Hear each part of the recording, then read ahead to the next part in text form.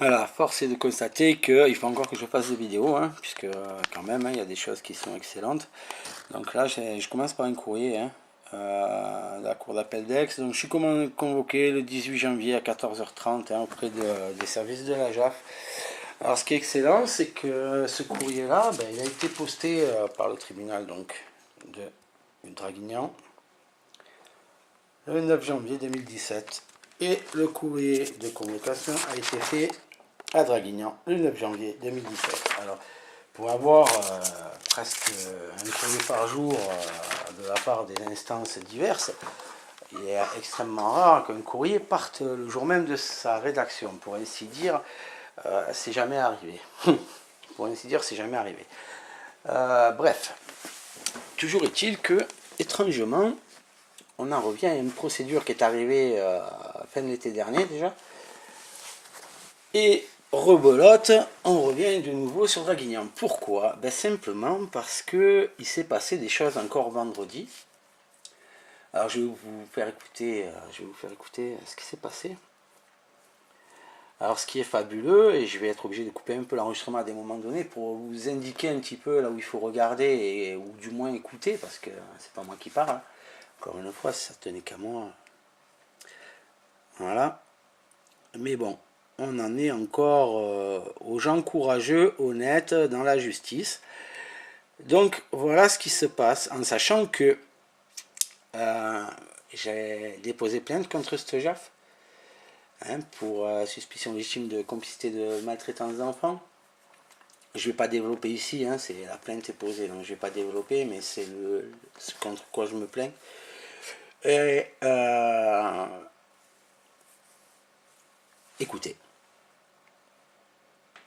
Aujourd'hui, concernant la situation de Tamara et Méline, sachant que la dernière décision, il y a l'organisation qui a été fixée par la décision de décembre 2014 et qui avait fixé la résidence des enfants chez la maman avec un vote de visite et des agréments classiques pour le faire avec un passage de soit à l'école, soit en lieu neutre, et la fixation de construction à votre charge, monsieur.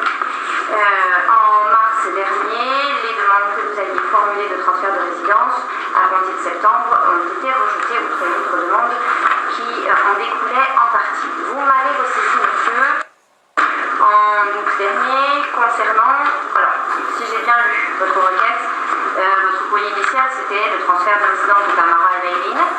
Et puis en septembre, nous avons reçu un autre courrier indiquant que, parlant d'un droit de visite au parloir organisé en cas d'incarcération de votre part. Alors voilà. Je voudrais savoir du coup, monsieur, déjà, j'ai repris les conclusions, j'ai eu des conclusions en réponse, donc je pense que vous avez pu échanger avec Maître Kissambo qui représente madame. Mais savoir déjà quelles sont vos demandes aujourd'hui par rapport à vos filles. Je vous écoute. La résidence de mes filles à mon domicile. Alors vous allez développer, c'est un courrier à mon intention, c'est ça? Oui, c'est ça. Qui développe votre point de vue et vos demandes, c'est ça? Plus ou moins, oui. Vous en avez connaissance? Oui, effectivement, il m'a transmis une copie de ses conclusions. D'accord. Alors, peut-être que oralement, vous me disiez exactement déjà vos demandes, s'il vous plaît, monsieur. Donc, vous demandez la résidence des deux filles chez vous, c'est ça? Oui. Y a-t-il d'autres demandes ou pas? Mais en fait, je ne souhaite pas aller plus loin puisque je veux déposer une requête en récusation. Bien.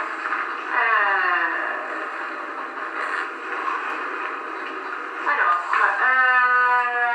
d'accord. Alors, vous savez qu'il faut que vous le déposiez au secrétariat de la juridiction. Il faut que je le fasse pendant l'audience, puisqu'après l'audience, ça sera rejeté comme ça a été déjà fait deux fois. Parce que ça avait été après l'audience, donc je le fais pendant l'audience, comme je suis en droit de le faire. D'accord, bien. Alors, moi, je ne vais pas prendre la requête en récusation. Vous montrez au secrétariat de la juridiction qui va pouvoir prendre en charge cette requête en récusation. Ces éléments-là, donc ça, je les garde, je les laisse au dossier. Attendez un instant. On a couillonné déjà l'année dernière, deux fois. Pendant l'audience, on a fait un petit peu de procédure dans une autre juridiction. On a pris, dans une autre juridiction, on l'a prise en temps et en heure, et on a fait un de procédure, on continue l'audience. Aujourd'hui, je dépose une récusation pour des faits de suspicion légitime de complicité de maltraitance d'enfants. Vous refusez de la prendre, vous me dites. Donc si vous voulez refuser de la prendre et que vous voulez que ce soit transmis avant, je passe d'abord au greffe. Là-haut, je reviens avec le dépôt comme quoi j'ai déposé, vous serez en acte d'apprécier que ça a été déposé et faire en sorte que ça ne pose aucun souci, madame.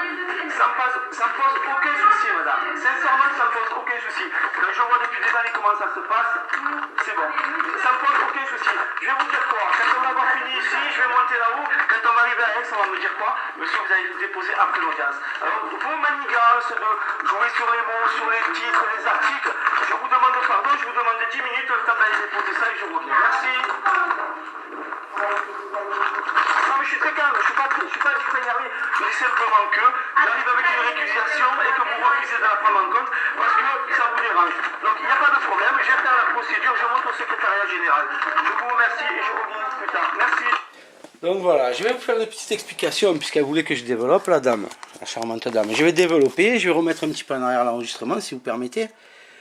Que je me trompe pas dans mes trucs, parce qu'il est important d'entendre lorsqu'elle me dit que vous savez que vous devez la présenter au machin ou je sais pas quoi, vous monterez, donc le verbe il est bien au futur, et pour bien comprendre la finalité de cette personne, c'est que quand je me lève et que je m'en vais, on va l'entendre et j'espère clairement dire alors je suspends l'audience. Donc à partir du moment où je me lève, où je commence à dire non, non, non, nanani, nanana, elle était partie pour continuer. Donc ce que me disait, elle était non seulement pas en droit de le faire, puisqu'elle n'est pas mon avocat, cette personne, hein, c'est une JAF, d'accord?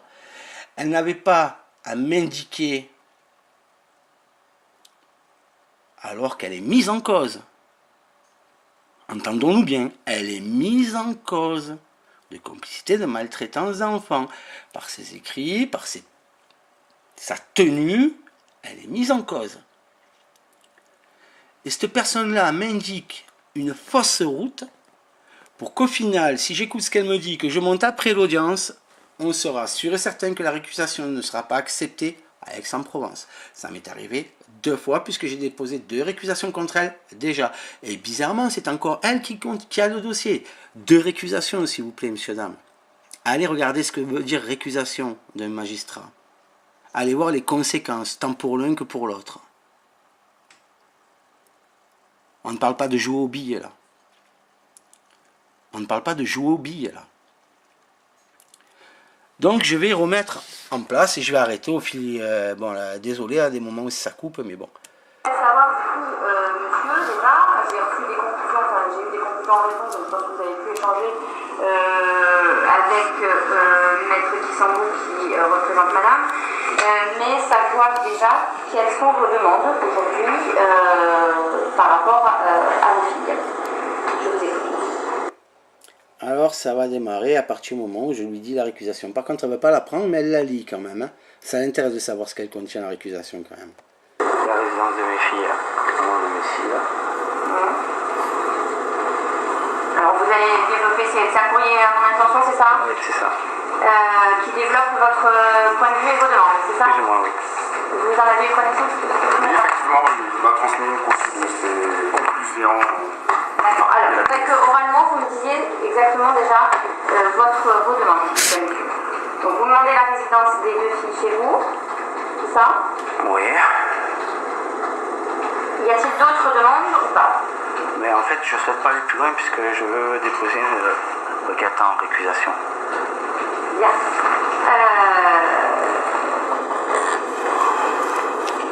Alors. Notez le avant le alors. On suppose que là, ça doit travailler vitesse grand V dans le cerveau. D'accord. Alors, vous savez qu'il faut que vous le déposiez au secrétariat de la juridiction. Il faut que je le fasse pendant l'audience, puisqu'après l'audience, ça sera rejeté comme ça a été déjà fait 2 fois. Parce que ça avait été après l'audience, donc je le fais pendant l'audience, comme je suis en droit de le faire. D'accord, bien. Alors, moi, je ne vais pas prendre la requête en accusation, vous montrez au secrétaire. Voilà. vous monterez au secrétariat, je ne la prends pas. Pourtant, je viens de lui expliquer, hein, je viens de lui dire que je dois le faire pendant l'audience. Alors, s'il y en a qui cherchent les articles de loi, je crois que c'est 346 ou un truc dans le style. J'ai pas les papiers sur moi, mais bon, c'est pas grave, je peux le retrouver en 5.5. C'est pas un problème et ça y est. Donc, elle sait très bien que là,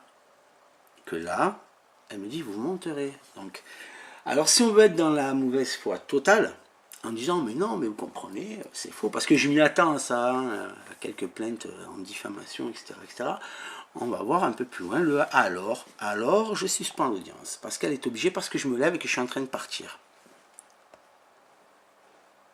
La juridiction qui va pouvoir prendre en charge cette requête en accusation. Ces éléments-là, donc ça, je les garde, je les laisse au dossier. Attendez un instant. Non, on va couillonner déjà. Voilà, je suis en train de partir, elle me dit non. Elle veut mettre les papiers au dossier, vite clore, au plus vite.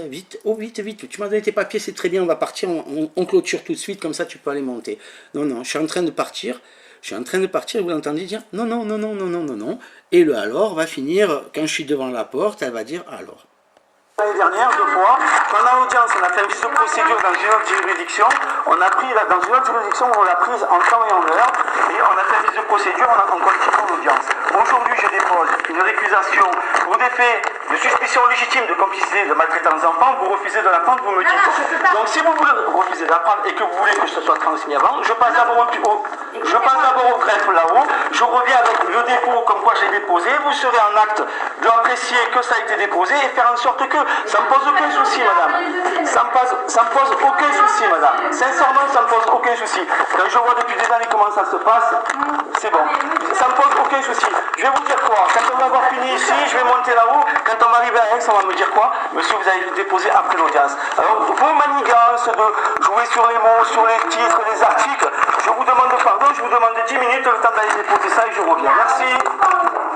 Voilà. Non, mais je suis très...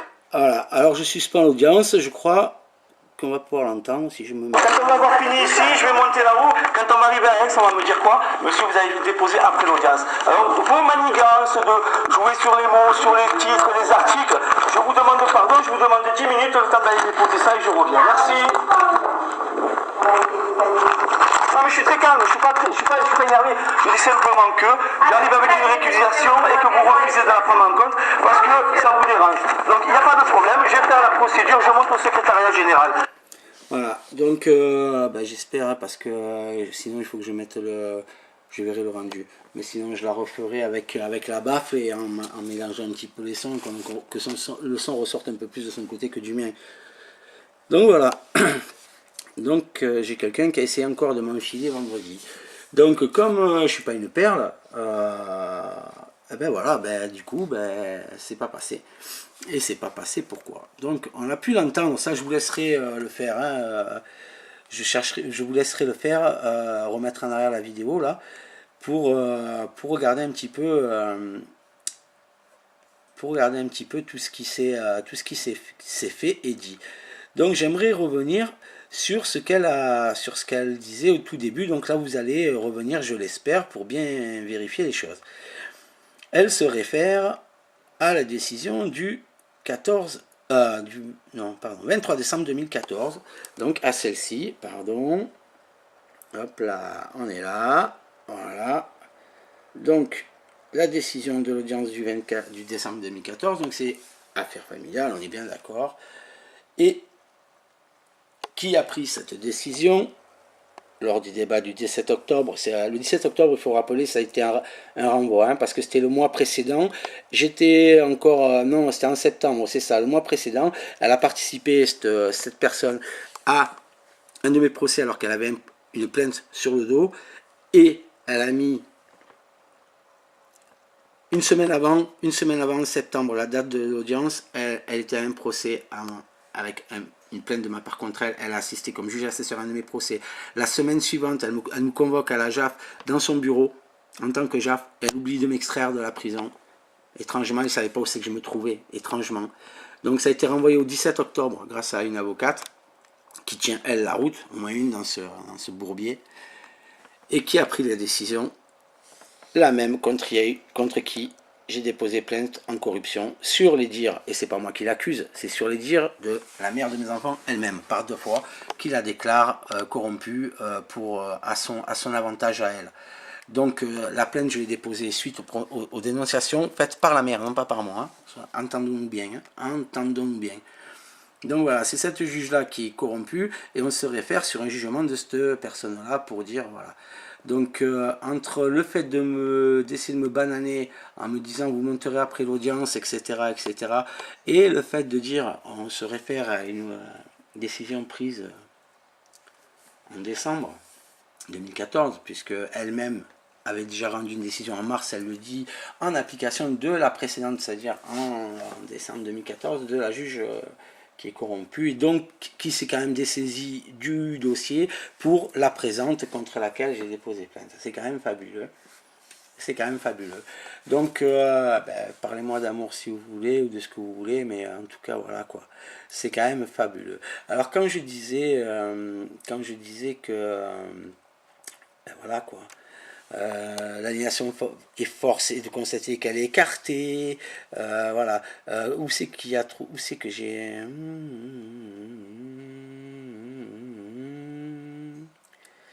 Alors.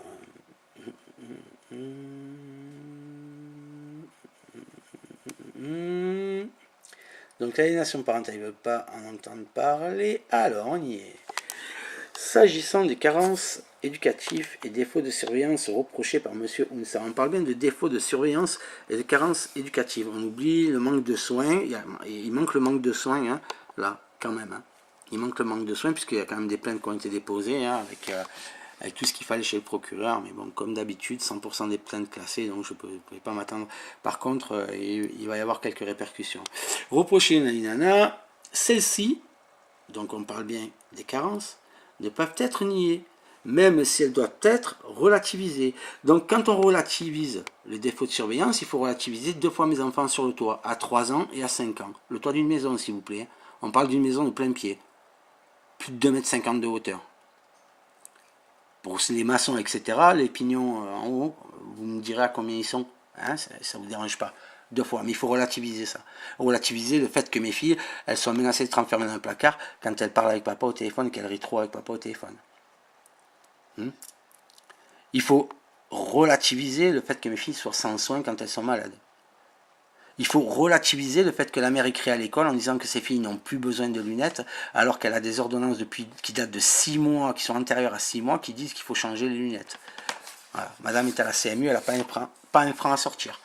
Voilà. Tout ça, il faut le relativiser. Par contre,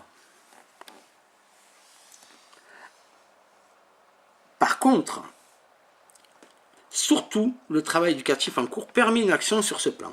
Alors que la mise en danger des filles du fait du comportement de M. Ounsa, qui demeure animé par le maintien du conflit parental sans filtre pour Tamara et Méline, placée dans un conflit de loyauté très préjudiciable et dont elle souffre, est réelle et plus préjudiciable encore.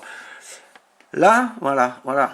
Là, on aurait eu accès à une expertise sur l'aliénation parentale. Ça, elle se prenait une claque. Là. Cette phrase-là s'en prenait une. Comme elle s'en est pris une lorsqu'elle parle de mon comportement, pas celui-là. Hein. Mais c'est vrai que mon comportement de dire mes filles sont maltraitées, etc. Et la mise en danger, c'est moi. Parce que j'ai dit que mes filles, alors que je ne leur dis pas à elles, je le dis à la justice et personne ne veut l'entendre. Hein. Mais bon. Mais voilà, c'est sympa. Hein, c'est sympa. Voilà, de même que les expertises n'est pas justifiées. Voilà. Hein. Notamment sur le point de l'aliénation parentale.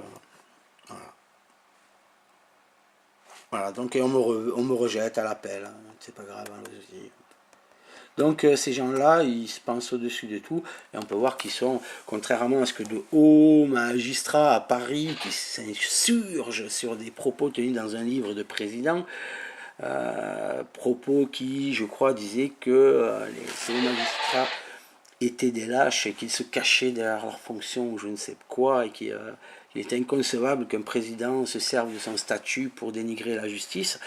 Ben, putain, c'est quoi la justice? C'est des gens comme ça? Voilà. Ben, explique-moi alors. Explique-moi comment une femme qui travaille dans la justice, qui est juge, qui est vice-présidente du service des juges des affaires familiales, se permet en audience de me dire vous monterez plus tard et une fois que je quitte la salle ou que je souhaite quitter la salle, alors je suspends l'audience. Parce qu'elle ne peut faire autrement. Parce que sinon c'est un problème lors de l'audience et ça risque d'aller encore plus loin. Voilà. Ça risque d'aller encore plus loin. D'avoir des répercussions qui soient... là, la répercussion, ça a été, sitôt sorti du bureau, copain, copine, s'il te plaît, appelle-moi Draguignan, vite fait, qu'est-ce qui se passe? Voilà. Qu'est-ce qui se passe? Et le lundi, la lettre est rédigée, et le mardi, c'est toi qui la reçois. Donc, et mes enfants, ils sont toujours au même stade, ils se bougent tous les oreilles. Hein. Ils se bougent tous les oreilles. Donc, et ben voilà. C'est tout ce que j'avais à dire pour l'instant, ou presque, hein, parce que c'est quand même fabuleux, il y en aurait à dire, hein, il y en aurait. Franchement, il y en aurait. Il y en aurait, mais... C'est tellement incohérent. C'est tellement incohérent. C'est impressionnant. On s'appuie sur des comment on appelle ça, des expertises qui ne sont en rien révélatrices. Ils ont mis côte à côte une expertise qui fait de moi soit un pervers narcissique manipulateur, et par l'autre qui est directement attenant, quelqu'un d'extrêmement... comment ils ont dit? Ah, j'ai oublié le terme. Ça m'ennuie, tiens. D'impulsif. De très impulsif. J'aimerais qu'on m'explique aussi ça, mais ça ne les dérange pas, eux. Hein. Il n'y a que eux hein, qui regardent les dossiers. Hein, ils ne vont pas se faire entre eux-mêmes. Hein, ils savent très bien comment ils fonctionnent les uns les autres. Va mettre ça sur la voie publique, tu vas voir un peu c'est ce qui manque en France, c'est ce qui manque. Il faudrait que les assises elles soient pour tout en fait. Il faudrait qu'on puisse avoir un groupe de Français, de Françaises qui soient là, non pas forcément pour participer à un jugement, mais pour voir si effectivement il n'y a pas des contrariétés flagrantes dans un dossier, s'il n'y a pas des penchants flagrants dans un dossier, qui amène à des condamnations à outrance de personnes qui ne le méritent pas, et à un laisser-aller complet à d'autres qui sont des bordiers finis, quoi. Qui sont des bordiers finis. Hein. Et ce, malgré des actes, des faits, des enregistrements, des choses qui ne peuvent peut-être nier, mais qui sont mises sous cape parce que copain-copine et bonne combine. Parce que je connais 2-3 élus, parce que je connais 2-3 élus qui sont copains avec un tel, ou que tel élu siège à tel conseil départemental ou régional. Moi je t'emmerde, toi et ton conseil. Voilà, si c'est comme ça, je t'emmerde. Quel respect tu vas avoir d'autre? Quel respect tu vas avoir d'autre? Tu peux pas en avoir, c'est pas possible. C'est pas possible. Tu laisses faire du mal à mes enfants en fermant les yeux. La première, elle date de 2013, la première plainte pour manque de soins. Convocation à la gendarmerie, au bout d'une semaine de rester sans soins, mes filles. Sortie de gendarmerie, amenée direct chez le docteur, ressortie avec 2 ordonnances, dont une sous antibiotiques. Ça n'apparaît nulle part dans le dossier. C'est excellent quand même. C'est excellent. C'est pas le procureur qui doit faire remonter au président du conseil général et inversement proportionnel, comme dirait l'autre, dans le cas de personnes qui sont maltraitées ou d'enfants qui sont maltraités. Hein? Vous m'expliquerez comment les articles ils ne sont pas respectés dans tout ça, mais vous vous expliquerez, hein, j'attends, puisqu'il paraît que quand j'ai eu certaines personnes en face de moi, le regard torve, sauf quand ils sont dans une chaire ou dans un bureau entouré par 10 personnes, se sentant hors de portée et super protégés, de dire, vous croyez qu'on vous en veut, monsieur? Mais c'est pas que je crois, monsieur, les faits sont là, les faits parlent d'eux-mêmes. Il n'y a nul besoin de tchatcher. Il suffit simplement de regarder les papiers que vous-même avez signés. Et on est à même de comprendre ce qui se passe.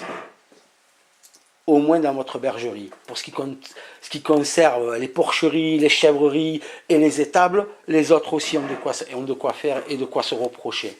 Moi, je peux avoir la tête haute.